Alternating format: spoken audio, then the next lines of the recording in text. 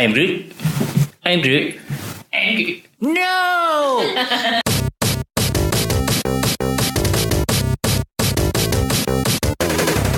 This is UnpauseIt, the podcast by a family of geeks. I'm Lady Disdain, and I'm 43 years old. I am the sauce underscore, and I am 11 Underscore the data bytes. 41. I'm Furious Girl, and I am 9. Welcome to the UnpauseIt podcast for Guardians of the Galaxy Volume 2. Awesome Volume 2. Awesome Mix Volume 2. The Awesome Mix Volume 2. This movie came out May 5th, 2017. Less than a year from this recording. Just about 11 months ago. From this recording. We are getting so close. We have Spider-Man Homecoming and Thor Ragnarok right before Infinity War. Okay, so I'm going to be in the driver's seat for Infinity War, but I'm not going to be driving it. I'm just going to be in the driver's seat. We're trying this out. So we have two microphones. We have a Blue Yeti in the center, but we're also trying out our new H1N little mobile recorder and seeing how that works too, and doing a little pass around. It is a Yeti. It's not a Yeti. It says blue, but it doesn't say Yeti. So the company is blue. The type of the microphone is a Yeti. Yeah, if you look up and try to buy that, it'll be Yeti in your description. It's not gonna. But anyway, we've gone through all the movies. Are now we within a year of when the last movie, the one we're going to, is coming out? Right. So this is directed by James Gunn, who directed the first one. Written also as well. Starring Chris Pratt, Zoe Saldana, Dave Bautista, Vin Diesel, Bradley Cooper, Michael Rooker. Very much a returning cast. Sylvester Stallone and Kurt Russell re-team up. Mr. Tango and Mr. Cash again. Oh, my yeah. gosh, I hadn't even thought of that. What? I didn't even think about Oh, that. man. It introduced Kurt Russell's Ego, the Living Planet. Spoilers. No, there are no spoilers. Well, this one's still within a year, so I'm going to say it. Okay, fine. I'll put the little thingy in there. That makes total sense, though. Come on. Right. So this movie is pretty awesome, I think. I do too. At the end. We're going to get to that part there. Who wants to go first and talk about the superpowers? I would like to talk about the superpower of Ego, played by Kurt Russell. Sauce. Suddenly, pineapples. Okay, so I would like to say superpowers of Ego. Well, he's basically just an all-powerful being, but he does wither. That form does wither up and shrivel and die and death and science. And suddenly, Totally. pineapples. If it's away from the planet for too long. Oh, well, explain that part. Ego's core is in the planet. Right. Basically, the planet is just his face. They have a shot with that, It's right? the planet, yeah. True. It's Suddenly, the pineapples. face planet. Suddenly pineapple. All right, so I'm not really sure what the whole pineapples thing is, but we can probably drop the pineapples. It has zero to do with this movie. Moving on. Do you have anything for superpowers? Stuff. Like what? And she just wrote stuff. Look, She literally wrote stuff. her notes. All right. Stuff. Pretty much echoing what the sauce said. I guess that also falls under stuff. But yeah, Ego. Well, and we didn't really see how it happened, but he was able to decimate the entire Sovereign fleet. Right. We just saw a big bloom, and then he's all little tiny man, which is not a really tiny man, just far away. It was perspective. He created lightning-y stuff. True. He has a lot of power. So the term in the movie was that he was a celestial. Mm-hmm. Okay. Now, I guess in the comics, Ego, the Living Planet, wasn't a living planet. It was a completely different type of being or whatever. So a celestial would be like the head where Nowhere is in the first Guardians of the Galaxy, where they were mining those things. Celestial. Right. So this would be the same type of being in the Marvel Cinematic Universe. We're just going to go there. What does Quill say? He's a god? And then Small G, son. small g, son.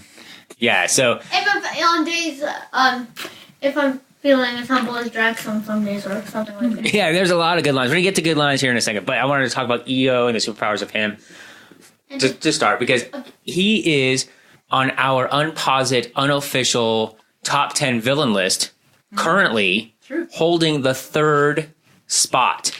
But And they should have been first. Yeah. Anyway, we're not talking about that. He's the third spot, and it's because Ego was in all of our family's top 10 villains. because he is more powerful than any of the heroes. He's more powerful than all the heroes kind of put together. They have to destroy him from the inside, you know, his brain, his mind, his core, his essence, to destroy the planet. The core of the planet. And this one of the main heroes dies in the actual movie. Yeah. So that elevates his villainy, if you will, you know, to higher than most of the other ones. That's just my opinion. You had something to say? Yes. Watch the movie if you don't get what we're saying. That's Watch. Like, good point. I heard Wa- watch. Okay, watch the movie if you don't get what we're saying. And if you haven't watched the movie, then stop listening to this podcast. No. And go Never say that. Never say that. Yeah, to listen. go watch it. Go watch that and watch the rest of our podcast along with this one. Yes, there you go. He also has an ability to, he demonstrates it where he takes a part of himself, like he kind of grabs it off of his body and he like plants it on the planet. So he's also got the power to like, it seems like that's not even just, you know, him creating progeny, which Peter Quill is one of his progeny. Right. But he's also able to like take a piece of himself and plant it like in a planet and then trigger that once he's got enough power, which is why he needs Peter Quill. Do Celestial. True there. Didn't we see Celestials in the first Guardians? We talked about that. That's the head of nowhere. Right. Yeah, that was a head of a celestial, and they were mining that. Yeah. Okay, so that was one of the villains. I would like to talk about the other villains, per se, more along the line of antagonists. The Sovereign. Kids! Ooh, they're That's what they say in... I'm definitely gonna bleep that out. Yeah, you know what? I wonder if for Comic-Con someone dresses as a Sovereign, and then a little kid, like a little Spider-Man kid, like 7. You're a Or wouldn't it be great if someone like they were like the queen and they had like when they entered Comic-Con, they have like people just kind of rolling the little thing and they just like leave a just path of like a velvet carpet. Like, where is this? What's going on? Oh, it's a Sovereign. The face paint alone on that would just be mind numbing. It'd be like, well, it's like Yondu with his blue face. Yeah. How'd you like the Sovereigns? question mark. Yeah. Old people, right? No, I she know- I knows. know She what they questions them basically. She's like, Yeah. they are pompous D-bags, pretty much. They're pompous D-bag jerks. Yeah, they're not really the villains, but they're in the villain category because they're against the Guardians. Yeah. They are fighting. Their D-baggery leads them to try to destroy the Guardians of the Galaxy, people that are revered, because they don't care. They think they're more superior than anybody else, even though they're not. Yep. Also leads to one of the end credit scenes. The Sovereign key into introducing a new character that has been confirmed, will be in Guardians of the Galaxy Volume 3. Nice. However, we'll get there in a moment. Can I say one thing about Sovereign? You do there's a few video game references in this movie, but one of them is how the Sovereign fights, because you guys see where they're basically like virtual reality. It's an arcade. Yeah, they're in an arcade, and they're kind of like, it's just like, if any of you guys are familiar, if you ever do go play at arcades, and like if you know people who frequent games and they're really good, and you're always like, oh, is he gonna keep his top score? And you know, it's kind of funny to watch people like that. But it did feel a little too of some virtual reality as well, where they're like all not even there, they're just fighting on behalf. And you know what's really funny and satisfying to me? To see someone who thinks so highly of themselves, like, I'm better than you at anything. And, And then Rocket. I can do it. I'm better than anyone. Again. Yeah. And they just fail. And it's so funny. What? Did you have anything? Yeah. Anyway, we're moving on.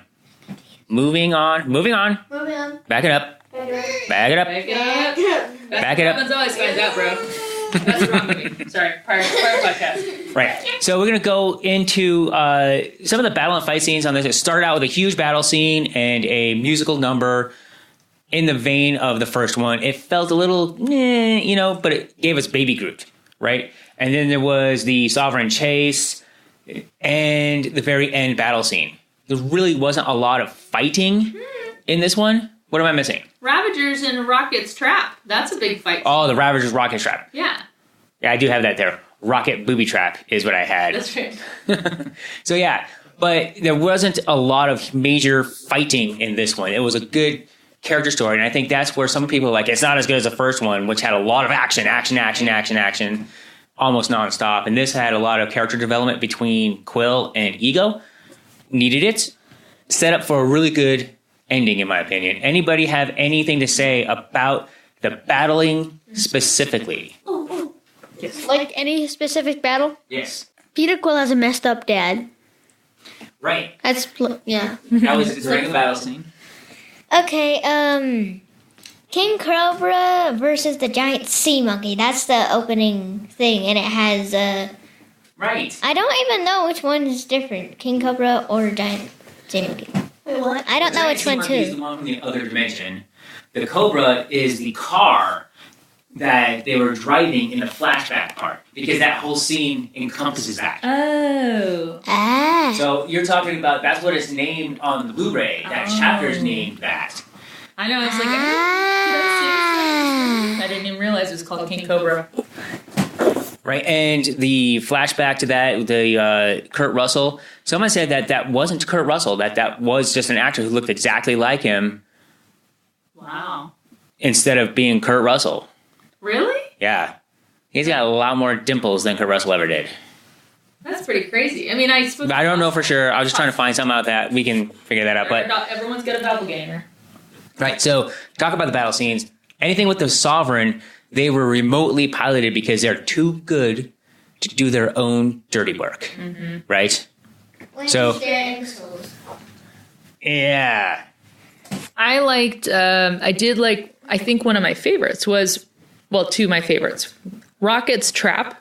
I did really like that because you knew he's smart and you know he's got the tech, the technical brain for the group. But you think about that, single-handedly, this raccoon took down over 100 Ravagers that were closing in on him. He set the trap. He knew exactly what to do. He was agile. He was able, and even remember when they were in the clearing and he had two guys, locked in on him, and he just immediately went blah blah, and he knocked them both out. And had Yondu not showed up with the arrow, his arrow of death, he would have probably conquered that. And then my other one is Yondu's escape from the Ravager ship. So that was Right. Those two are my favorite battle scenes. Yeah, and like I said, it's not a huge action piece, All right. but more of a character, it's a movie. Fantasy, sci-fi, fun, romp, space, comedy. We're going to go into those scenes and lines and everything. Lots of good lines. One of my favorite was, these are... He said, what's the name of the battery? Sauce? Do you know the name of the battery? Arbulary battery. What's the real name? Arbulary. Ambulax? Oh, Arbulary batteries. Ambulax. That's not even what I said. Yeah, Drax goes back over and Drax says it again. it's Arbulary batteries. He's like, no, it's not. It's an ambulance battery. I don't Those either. are the batteries in the It's front. The batteries that they stole, they had just some made-up name. Yeah. Okay? And Peter knew it, and then Drax just was like, oh, it's and then Arbulary. Oh, Arbulary batteries. That's not what I said. It's not even close to what I said. Favorite lines, scenes, or anything? Nothing? I only had favorite characters, Rabbit, Raccoon, and Yandu. Okay. Why is Yondu your favorite character? I don't know. Because he's freaking Yondu. Watch the freakins. Yeah, we need to have a serious discussion about your language. Here. Okay, he's Yondu then. And don't reference. What about else? What else do you got? For your favorite scenes? Favorite scenes? One was at the, in the Ravager prison. I named it Groot Fetch. Groot. Groot Fetch? Yeah, Groot is getting all of them. Everything, I hate Please hats. tell me you have a storage unit full of human toes. So gross. Yeah. He's Never so speak of this cute. again. He's all bringing the table. Oh, and if you watch the movie, you know the really bad landing. Remember? Yeah, when they escaped after the 1-inch man saved them. Yeah, you like that? Yeah, that's one of my favorite. Yes.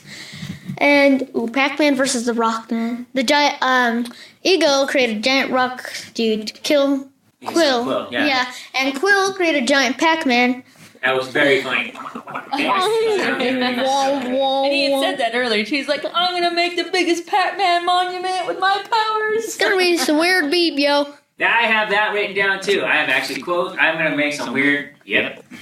Okay, wait. I had something else. Okay. I had one thing. Oh yeah. It's that's my dad. It's a really messed up. You've got you're messed up, Quill. Well, of course I'm messed up. That's my freaking dad, dude. Right, and that's during the battle scene. The very end of the movie is we're going to get to on the favorite characters, lines, and scenes that we have. The 700 jumps was funny. Yeah. Very funny. And then Groot's like, blah. And in rewatching it, one of the things that stood out to me was when Gamora's like, "Oh, if he's evil, we'll just kill him." Not realizing how powerful he was, they can't just kill him. Nope. Not to just anything about that. Right. Yeah, but it took a lot. It almost killed them all. It almost, True. and it did kill But them. they did just kill. Yeah. They didn't just kill him; they lost. Spoilers. Yondu in the process. So a main character of the Guardians was lost. Welcome to the friggin' Guardians of the Galaxy. And except he didn't say frickin'. Right. You already do more? I do. So the end battle, we're going to talk about that in a little bit more detail. So we're talking about the Pac-Man, how Peter Quill was able to quickly use the core of Planet Ego because he's part of him to fight him and fight him fairly effectively. Because Ego is powerful enough to attack each one of the split up Guardians. They were all getting buried by the planet. Yeah. And he was able to focus Ego had to focus his attention onto Quill directly, so all the other ones were able to do what they were going to do. Escape, set the bomb. I am Groot. I am Groot. And Groot. No! That one. You know. Groot. He points to the switch. I am Groot. He points to the other switch. I am Groot. He points to the button.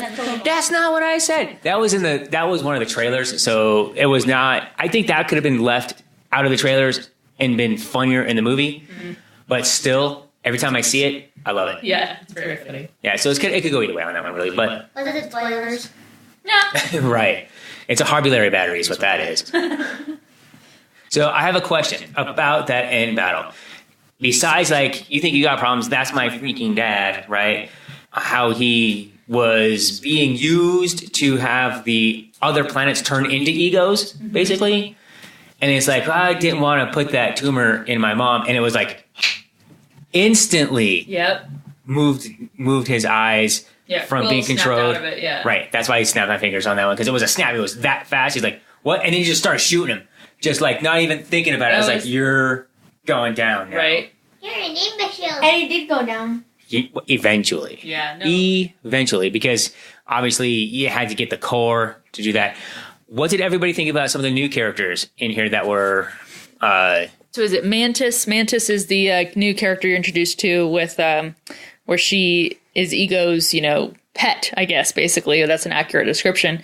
I feel like she replaces what Drax provided in the first movie where, he's so, not metaphorically, so literal that he's kind of the straight man to everybody's humor.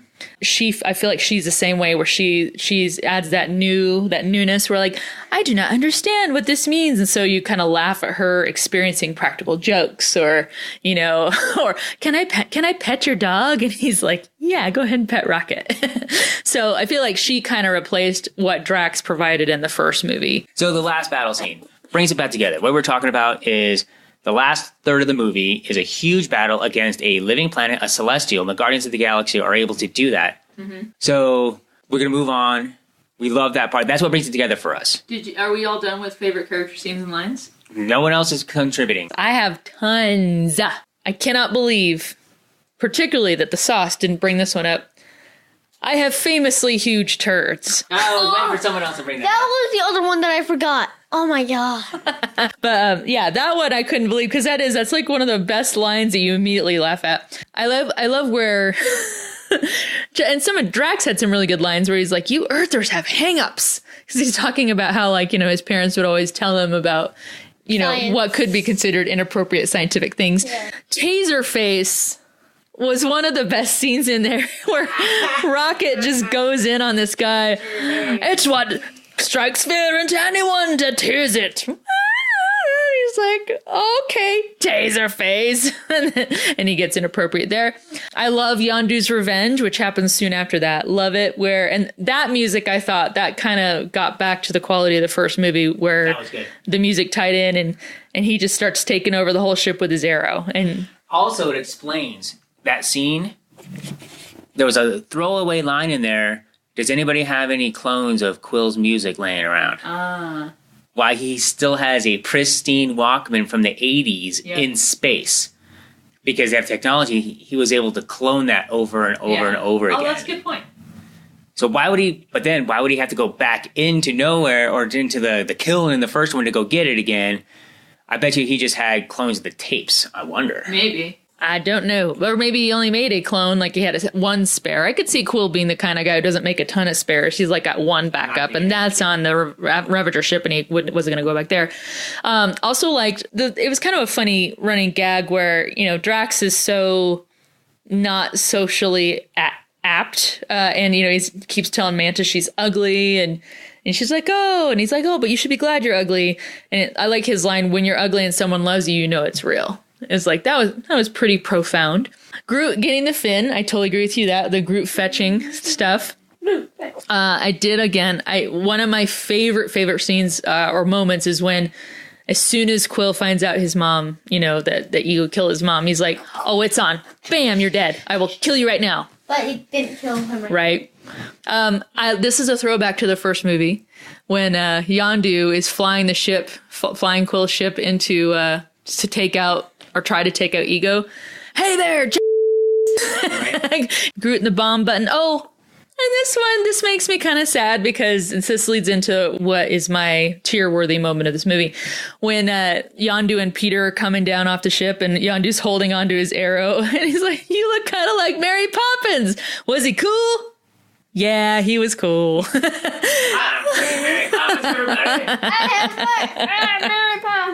And that part I love because it's like, oh, it's just a neat moment. And then, of course, my favorite, just really touching, is Yondu's funeral.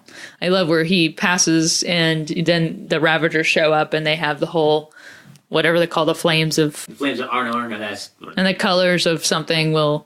whatever, et cetera, et cetera. And then where his second in command, you just see, and he kind of captures everything you felt because he's just like, yeah, because he's just so happy that the crew is back to pay their respects. So those were all mine. Lots of stuff, like I said, and most of it, again, happening in the last 33% of the movie, but that's what makes it great. And it was so good. It is about family, this one. Before then, it is a little convoluted. It is a little slow. I can see where people were... disappointed, if you will. Thought was hoping, like it almost feels sequelitis from it. Very much like, this isn't Iron Man 2, though. Nope, this is at all. Not Iron Man. However, Iron Man 2 is okay to watch once or twice. It moves the plot forward. This one is something that you can watch over and over again, and it gets a little bit better every time because you're expecting the lulls, you're expecting what's happening to actually happen, and the lines are very well delivered and extremely well done, in my opinion. We had so many strong lines in this one, and Kurt Russell's performance was really, really good. That leads us into Yondu's funeral, leads us into the end credits. All right. It gets its own thing because the end credits are done in a great style. Yeah. The trivia, section of IMDb says there were 17 I Am Groots. So there was catching them all too. Yeah, we got 12. I think we got 9 in the theaters when we saw it the first time. I counted 11. Did you? Yeah. And So me and Dad both counted 12. yeah, we counted 12. So there was still 5 that we were missing, and they're really tiny. In the background, it would be a "You Are Here." It would be "I'm Groot" changes to "You Are Here." Yeah, it was really fast. Things like that. Need to be quick. A little trivia about that is Vin Diesel, who records the "I Am Groot" lines. Mm-hmm. He also was the voice of the Iron Giant in another animated good movie that we do like. I like a lot anyway. Yeah. Was given a English version of Groot's lines. Only he was given that script. Yeah. So instead of saying "I am Groot," he'd be like, "This is what you would have been saying." As far as that, so it's parentheses, "I am Groot," and it's "Welcome to the Guardians of the Galaxy" or something. Oh, kind of so he could express it the way he's supposed to express it. Exactly, and I think it worked out really well. Yeah, it did really. Though. So end credits is 5 different iterations. Remember the first one? What's the first one? What's the first end credit scene? Arrow practice? Maybe. Yeah. Arrow practice. So who's got the arrow? The new person? Yeah. What's his name? James Gunn's brother, Sean Gunn. Oh, What's his character name? Kraglin. Kraglin. They don't honestly. They say his name like twice. I know. Because like, And what's up, both of Kraglin? the Like, and movies. it's all in the radio, and it's like it's super fast, and it's all the Kind of like Spider-Man Homecoming. yeah. So it's Kraglin. It is Kraglin, and I give it 10 out of 10, and the second one was... Oh, can you let me do the second one? We're gonna go this one. I'll pass it around. It'll come back to you. Don't worry, because there's 5. So wait, let's all rate that first one. Okay. It's hilarious. What'd you rate it? I rated it 10 out of 10. 10 out of 10. I gave it a 10 because it was hilarious. Oh, Well, I'm about to say, you were like, I also give it a 10 out of 10. Yes, that's all. So it's all 10s. And it was the Drax. He's just sitting there, just screaming, and he's like just walked away. It's hilarious. Kraglin's like, just kind of, I'm going to edge myself out of this now. He should have whistled it out of him. No, I think that would have done more damage. Remember? I know, that's exactly why I said he should have. Okay. Just introduce the second one, Yeah. The second one was something about the Ravengers. Ravager Captains. Yeah, so All the Ravenger captains are deciding to become Ravenger friends. Again. Like reunite. Apparently that's something from the comics. Those are all actual comic, kind of drawn out Guardians of the Galaxy characters in print, if you will. Who played it? Oh, but I didn't rate it. Sylvester Stallone. I didn't rate it. I can. Michelle. It's 10 out of 10. It was good. Sylvester Stallone. Michelle Yeoh. I mean, you do that. Big guy. Ving Rhames. Ving Rhames. The lady from Crouching Tiger, Hidden Dragon. Michelle Yeoh. Michelle Yeoh. I said that 3 times. Okay, sorry. When I saw her, I'm like, oh! I do one of the. Okay, there was an alien dude. He used Doctor Strange magic to make a thumbs did? up. But that might have just been technology, or it might have been magic. I bet you it's magic like Doctor Wait, Strange. Yeah. hold on here. How did you react, Georgia, when you saw that Doctor Strange effect? I was like, She really was. She was screaming about it. So she put the 2 and 2 together, That was cool. and it was a light bulb moment. It was amazing. Yeah. The voice of the helmet head thing was Miley Cyrus. Was it? Yes. Oh my gosh. Okay. What did you rate it? 2 out of 2. 2 out of 2. No, It's 10 out out of of 10. You have 10 out of 10 written right there. 10 Yeah. out of 10, 2 out of 2. Would you rate it? Oh, for being the second. 10 out of 10. I rated it. Actually, what'd you rate it? I gave it 9 out of 10. Okay, I gave it. Miley Cyrus. No, that's legit. No, I gave it 10 out of 10. It was just neat to see. It was quite a star-studded set of cameos there. It was like, wow, that's cool. All right, what's the third one? The third one was Adam. Adam Warlock introduction. Yes, and I give it 0 out of 10 because what the heck is Adam? That's legit. I gave it 3 out of 10. That's just because it's a Marvel thing. Okay. Oh, you go next. I can understand why the youngins don't get this one, but Adam Warlock is a character from the comics. I know who Adam Warlock is from some comics. From some comics, right?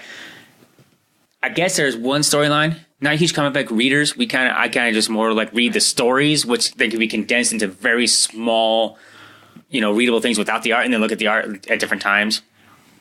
I do like it though. Apparently, he's strong enough to wield the Infinity Gauntlet and undo some things that Thanos does in some of the comics. And he's super, super powerful. Like he's like the most powerful of either villain or hero, and he changes sides a couple times, I think. But that's who Adam Warlock is, and he's introduced. So I can understand why you didn't like it. It's really confusing. It's for the fanboys only, basically fangirls, if you will, who know who Adam Warlock is, but they're introducing that for the third Guardians installment. The only reason I read it anything because it was a Marvel movie and because it showed the people all messed up, like the Queen Lady. Oh, because she was defeated, yes. Yeah, and I think I give it a 4 out of 10, mostly probably from ignorance that I don't really understand the full scope of Adam Warlock. So there you go. All right.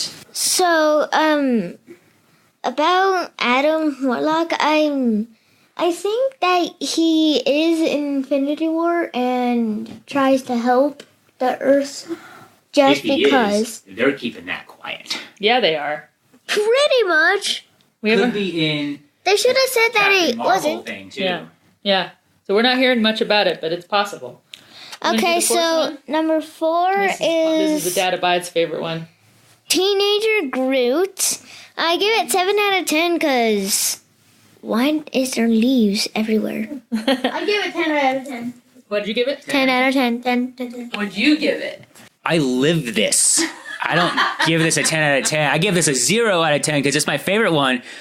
But then I have one actual teenage Groot and one almost teenage Groot. 2 Groots, basically. And so we are doing this all the time. So anytime I get any talk back from them, I look over to Lady Estate and I'm like, AMG. And then we just die laughing because the kids are like, well, what's that about? Like, well, you just did that to us. You just didn't say I am Groot, but this is exactly what you did. Clean up your rooms and stop playing video games. Yep. We actually we don't confine this to just the kids. Like if we hear anyone like that kind of has that kind of like whatever kind of tone where I was like, I'm Groot. We did it at church this morning. I will never stop playing video games. You can't make me. Oh! I'm Groot. That's what she just said. That's what she just did. Are you Groot? Are you Groot? I'm Groot. Okay, so You're boring. I'm not boring. You're boring. those are the top 4. And during this whole time of these end credit scenes, we have this like 1970s style, really cool stuff. And they have all the characters. Yeah, Euroboogie. You got the characters dancing in the background. They're all stylized. And then you're supposed to like find all the I am Groots that are, in there. And then this one comes in and it was very funny. And he's like, now I know how Yondu felt. Because then he really realizes that Yondu was his dad. Yeah. This is about family. This movie is about family and finding your family and your place in the galaxy, if you will. They say the universe, but the galaxy. Number 5 is a Stan Lee. We're going to talk about 2 things here. Yes. The very end is a Stan Lee cameo to go along with the Stan Lee cameo during the 700 jumps scene. Yes. Or one of the scenes where they're just jumping. Maybe it's the one to the planet. I can't remember, but it was a jump. 700 jumps, yeah. It was a jump scene. And these are the Watchers. So in the comics, these Watchers very rarely get involved in everything, but they are a device for the reader then to see what's going on around the galaxy, around different places, and bring storylines together. So then the line that Stanley has is, this one time I was a FedEx driver. And everyone kind of blew up because, does that mean that all these cameos, he's this actual same person? And he's just a watcher going in everywhere trying to find out what's going on. So he's, being purposely put in the situation where he could be there. So he finds the thing. The one that makes that have no sense is the one in Incredible Hulk where he's just some dude in Milwaukee. Yeah. Right. Why would he be there? But everyone else, it makes perfect sense and everything. So I liked it. I liked it a lot. And then the end, kids, what do you think? The Watchers are tired of hearing him say the stories, and he's like, "Wait, I got so many more stories," and they're just leaving him on this planet. He's like, "You're my ride home." I give that 3 out of 10 as well. I give it 1 out of 10 because why couldn't he just be like, tiptoe back onto the ship? I mean, Just get him to follow him, right? Yeah, because it wouldn't have been. dude. Okay, and you gave it a what? 3. 3 out of 10? I gave it was fine. I mean, I gave it I think the Stanley cameo, the actual mid-movie, the one in the movie cameo, I gave that a 5 out of 10. The end credit scene is kind of I know, I see what you're doing there. 4 out of 10. It's okay. So we're about to get to our UnpauseIt official overall rating.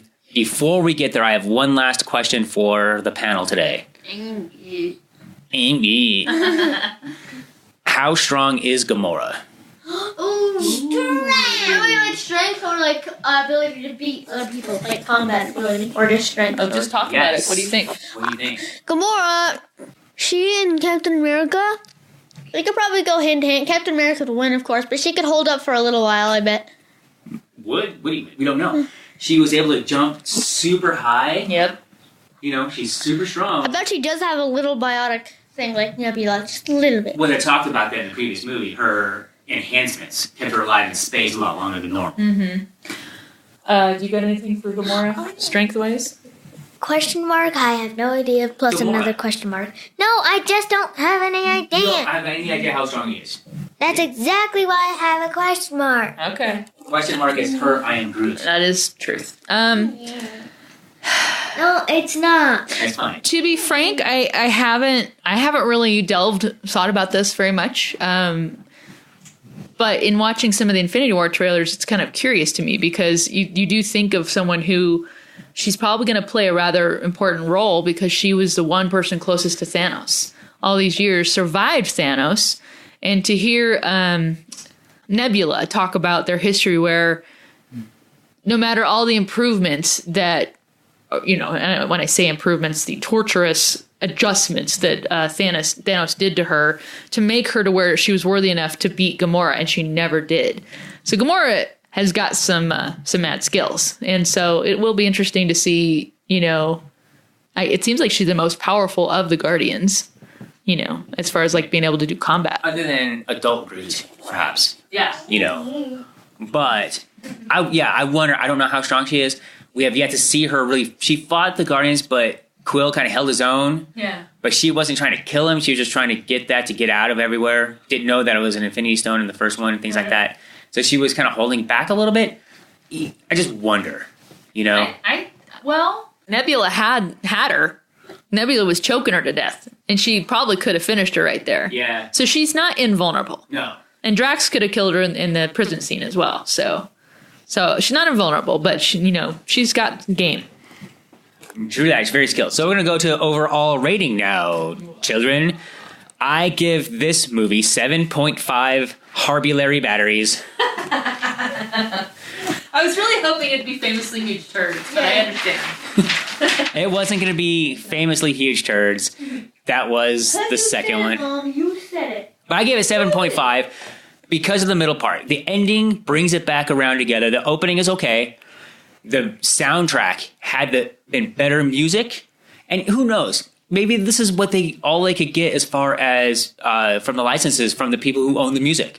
You know what I mean? Maybe they were trying to get different music and they couldn't. I don't know. But that's the reason I gave it kind of a ding on it, because I didn't enjoy the soundtrack nearly as much. Yeah. But the ending, it gets a little dusty every time I see it. Yes. Okay, I give mine 8 out of 10 in smiley face form. It would be smiley face out of smiley face crying. 8 out of 10. Yeah. Argulary batteries. Argulary batteries with smiley faces. 9.5 out of 10. You really liked it. Yes. Awesome. Not as good as, but I'm not going to say it. What? Argulary batteries. Oh, famously huge turds? No! Can you not read lips? No. Or Ragnarok? Yeah. Can we say that out loud? Yeah. You can say it. Yeah. I know, but the Ragnarok is going to be 10 out of 10. Just like, I give you that rating right now. Wow. And then I'm going to give this a 9 out of 10. And the only reason I don't give it a 10 out of 10 is because I do think it bordered on sequelitis for the first 2/3 of the movie. And then after that, I'm like, but I was with it the whole time. I was invested because I was so invested in the first one. So those are our ratings. I'm the lowest one on this, and I still like to watch it. It's on Netflix right now, so I watched it a few times. It's immensely enjoyable and rewatchable.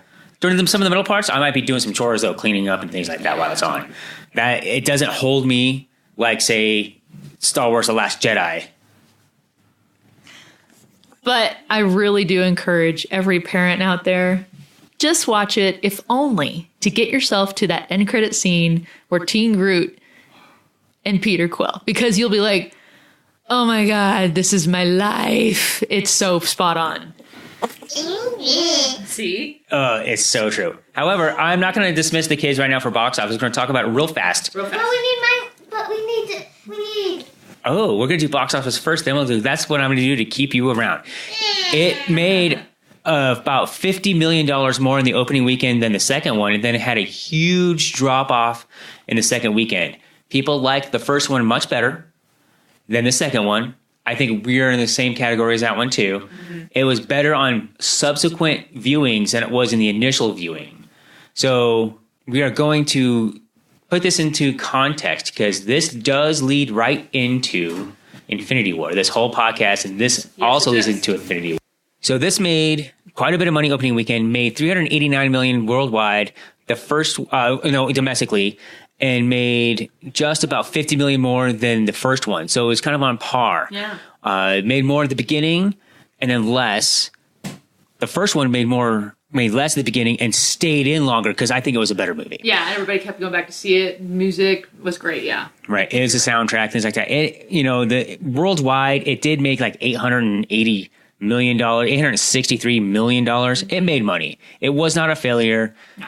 And it passed the story on quite well. Yondu won't be in Infinity War unless someone snaps their fingers and he's alive again, which could happen. However, it looks like Yondu will be in Captain Marvel. Yeah. Which is set in the 90s. And so will Agent Coulson. Agent Coulson and Ronan and Korath. So Captain Marvel is coming out next year. We're looking at that one. Kids, I know it's not your most favorite thing to talk about, but it's on podcasts everywhere. We're talking about Infinity War predictions. How much money will Infinity War make the opening weekend? The most ever was the Last Jedi at $250 million or so. What do you think? I do believe it's going to make a lot of money, also known as 38 million. That'd be really low. That So might make 38 million. So wait, what did you just say that Last Jedi meant? The most is the Last Jedi, 250 million. Right. Okay. So Above or less than that? Black Panther made 202 million or so, right? Just in the 2-day weekend, not in the 4-day weekend. Okay, so there you go. A little context. Do you think it'll be over or under $200 million to open up? I believe it's going to be 348 million. Do you think it would be...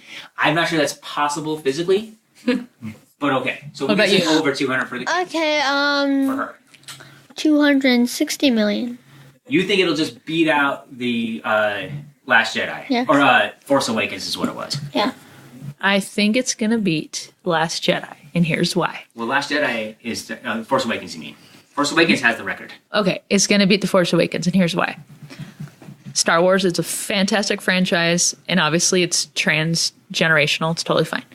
I feel like the universe of comic book fans and Marvel Cinematic Universe fans and all of those fans and all the fans of all the people who love Sherlock and then therefore like Doctor Strange and all those things.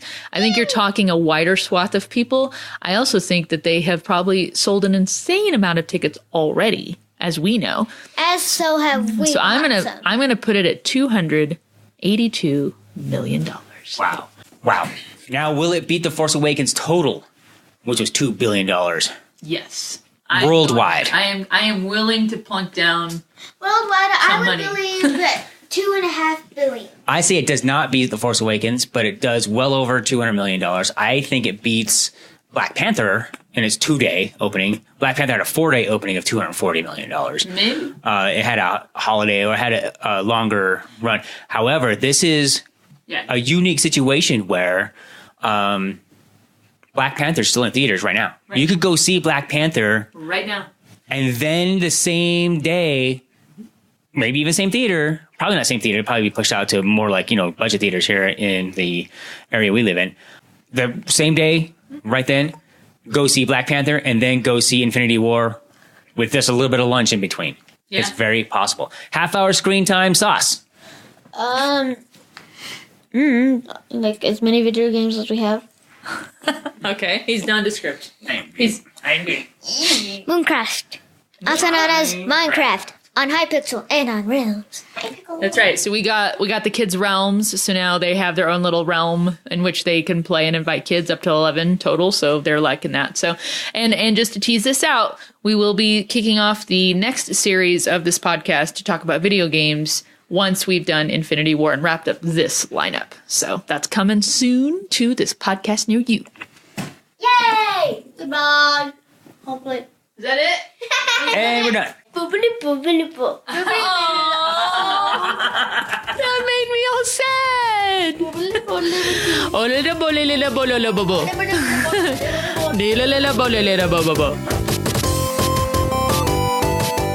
Follow Unpause It on Facebook, Twitter, and YouTube, or visit us online at unpauseit.com.